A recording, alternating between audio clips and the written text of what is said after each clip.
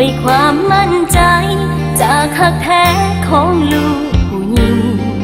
ให้อายนั้นได้ทุกสิ่ง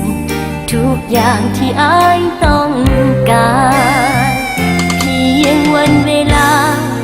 นาทีหมุนเวียนเปลี่ยนไป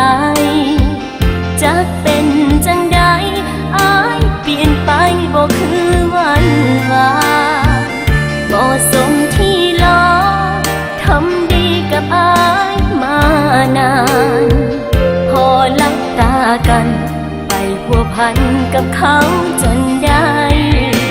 เมื่อยกับคำว่าหลอกน้องพอกับคำว่าเจ็บแพ้นี้บ่มีใครเย็บมันเจ็บหัวใจสลาย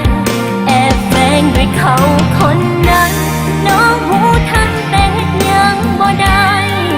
มีแต่ท่องคำว่าทำใจคือสิตายเจ็บใจแท้น้องคนที่หักกันความฝันคือบ่เป็นจริงจากใจผู้หญิงคนนี้กับคำว่าหลอกพอแล้วความหักหลอกลวงของคนบ่พอ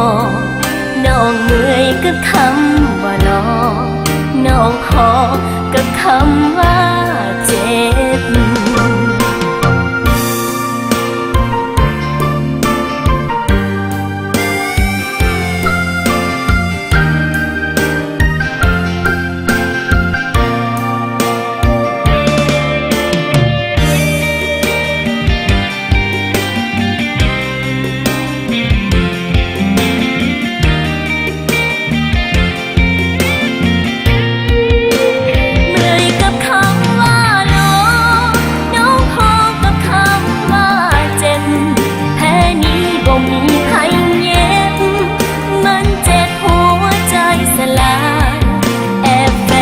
เขาคนนั้น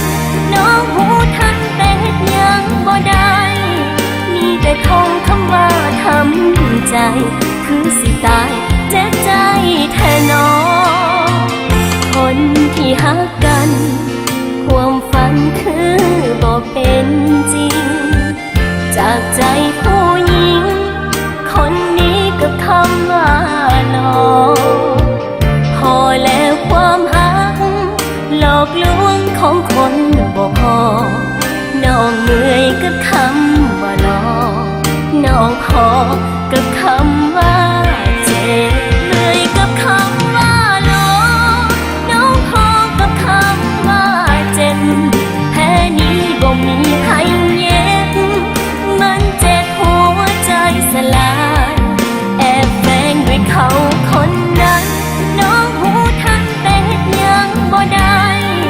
มีแต่ท่องคำว่าทำใจ